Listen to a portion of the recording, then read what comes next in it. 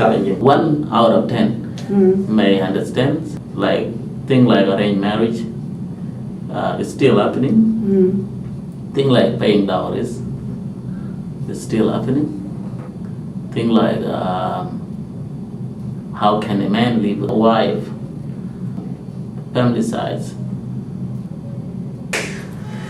These are the same challenges that we face.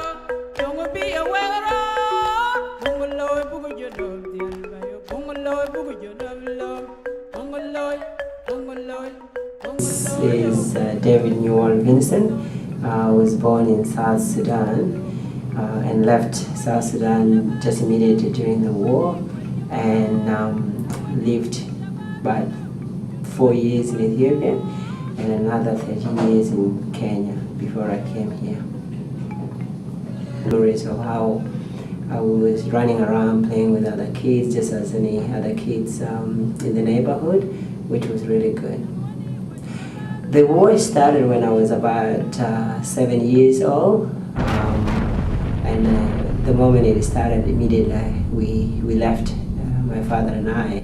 My mother was pregnant and she wasn't able to live with us because the entire journey for 3 months we walked to Ethiopia, and I guess she wasn't able to manage that war.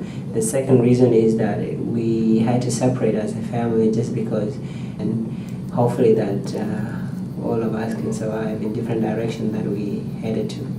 We were very lucky at the end of the day. After like 22 years, during our reunion, everybody survived the war, which was very. Then we had a big reunion, especially last year. My experience of violence when I was growing up, family, we were a very happy family, but then immediately when the war started, I started to experience violence externally, not inside my family, where I can see, I can witness the killing of the people in the village, or the fights between different groups in the village. And to me, that in a very early age I was exposed. As part of that, I have to readjust in my growing style as a child. You have to adapt to that situation. When everything started, that's when completely I was deeply involved. Waking up early in the morning, looking around our village, the huts being burned down, or you would experience seeing people on the street dead. Then as a child, straight away you grow that you adapt to a certain mode of becoming, you want to grow to become tough, and how you can deal with that surrounding. That has a huge impact on my growing up.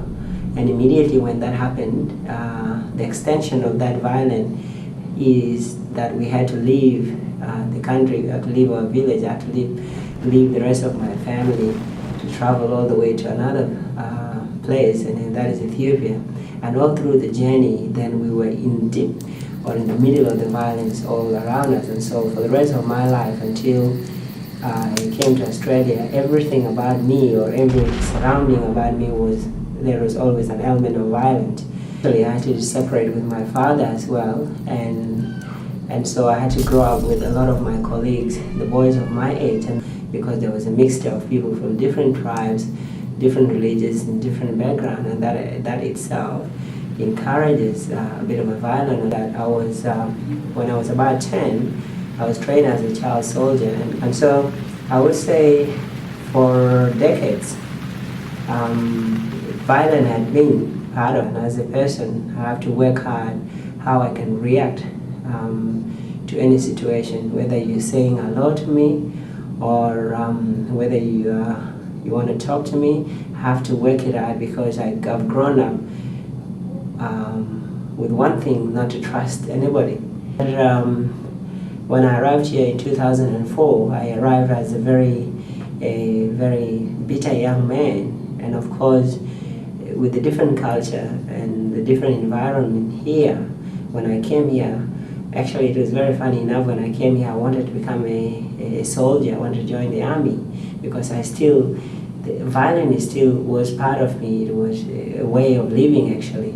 Not that I can act or being aggressive towards other people, but it was almost part of who I was, that I have to have mechanism on how I can deal with my surrounding, either people or anything that is happening with me.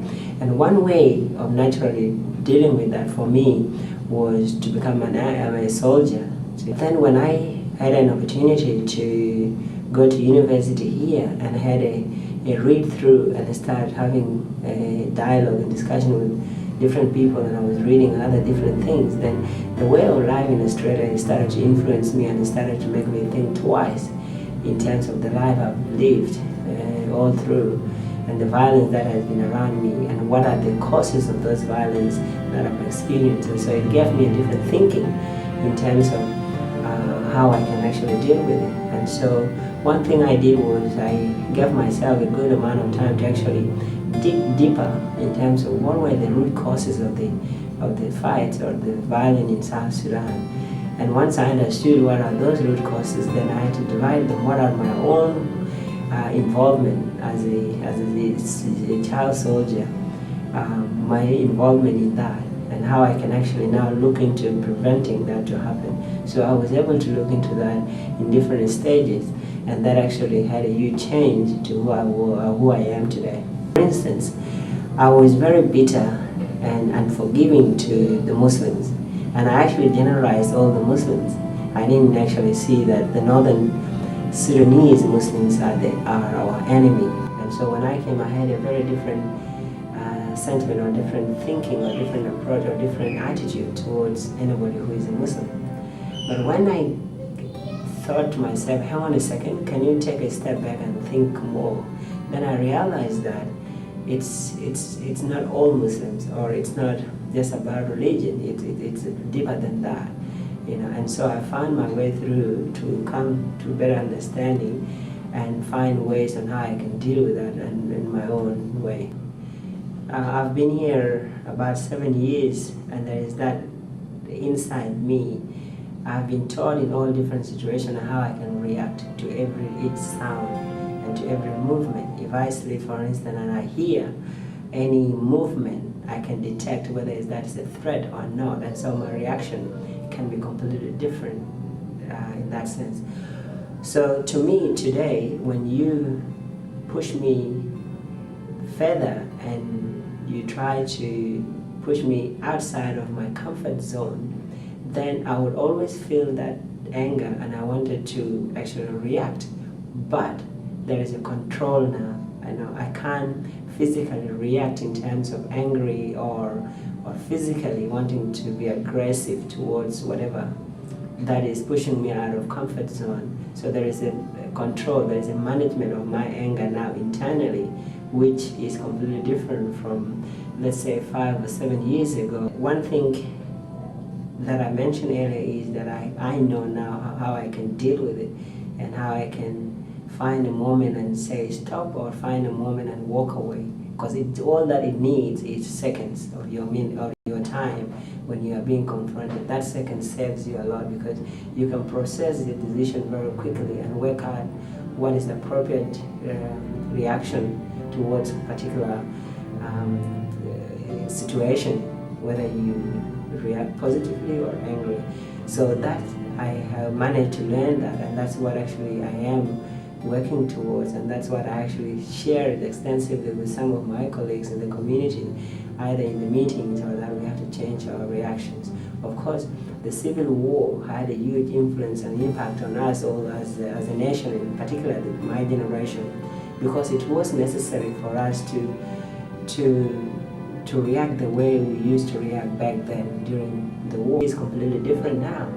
We shouldn't be reacting that way, because the environment is very peaceful, very harmonious, and that is how we wanted to adapt. With the mainstream community, or Australian community, is that they wanted us to change like yesterday, to be a process for us to adapt to the way of living and the style of living here. And so for me, it's about patience.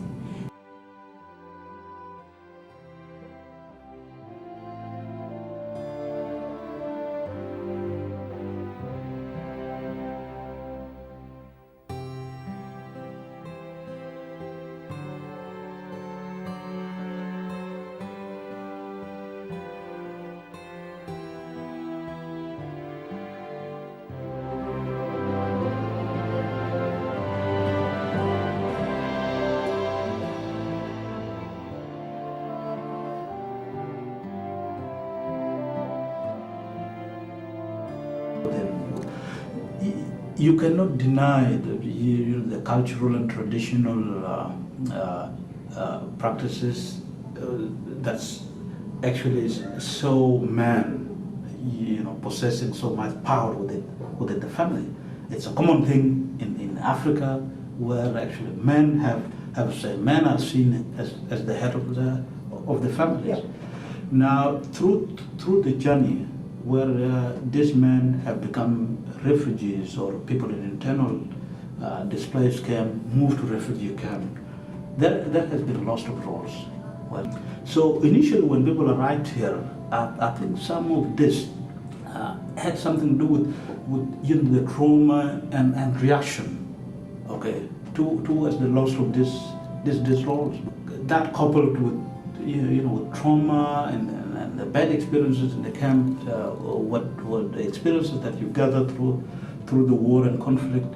So it creates situation, it creates dynamics within the families. Dynamics sometimes that lead to differences, you see. But as people settle, their self-esteem begin to build slowly. Okay. My names are Angelo Madut, and I've worked for the last is it close to 7 years now with people from refugee background. Previously worked with Foundation House for close to 6.5 years as a counselor advocate. And what I've seen, because there seemed to be that common, is it more of a myth that there's a lot of practices of domestic violence that are endorsed by some of the cultures. The first thing that I want to say is that misinterpretation that the community does, or what are the community perceptions towards issues of domestic violence, I think is misplaced. I've lived some of these community practices, and my experience and my observation has been that clearly there's no culture that endorses domestic violence, because prior even to arrival in Australia, as a young boy, in growing up in South Sudan, I've actually seen situations where the communities and the families have confronted the issues of physical fights between partners, a man and a woman, or be it physical fights between, let's say, the parents and their children. The community has confronted these issues and clearly said, no, this is not right. So I don't think it's a cultural practice that prevails in the community that violence is actually endorsed. There has been issues. I've heard and witnessed some of the incidences, but these are isolated cases, and I've seen a situation where the community steps in using their traditional mediation and conflict resolution strategies to intervene between partners who have had conflict between them, and actually condemned acts that would have amounted to domestic violence, and they're not different in nature to what the wider Australian society goes through. I've had clients that referred because of issues of domestic violence. I think my approach has not been different from other workers. So one of the things, I think as we know, people who perpetrate acts of domestic violence, they know that it's wrong. It's done in secret. They want, let's say the victims to suffer this. They don't want it to come out. Sit with the victim, ask them, because you need to know what is the extent of this domestic violence. Understand the grievances from the victim's perspective. You take different steps, take a different approach to a situation where there has been serious of these violations, where it has gone to an extent where it's not something that can be tolerated. In such situation, you take a step that immediately ensures the safety of the victim. There is also need to respect what the person that has lived this experience has to say. What does the victim and sit down with the perpetrator and see what they say. You table it before them. This is what your behavior and attitude and acts. This is what it has done to this person. What do you say about this? You see, and I found it very, very powerful. Where I've seen people who are difficult to deal with. Once you confront them with facts, you will see they will start actually retreating and then changing their behavior. They're going to apologize to their partners, and you don't stop there. We have the law. We have the law in the country that clearly says domestic violence is not acceptable, and we keep making these things clear. This behavior is not acceptable, even if there is cultural side to it. It's traditional, okay, to have fights, and you continue to live. But there's no tradition or a culture that actually in those situations where a person is abused, you start with risk assessment. See whether these victims, whether a person's life is at risk, and once you establish if there are risks, then as worker you trained and you know the steps based on the law of the country.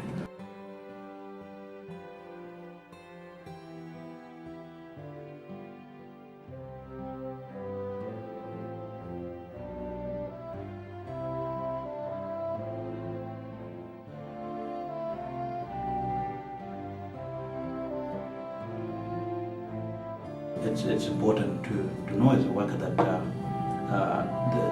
the culture of this man and this woman and their traditions does not endorse violence.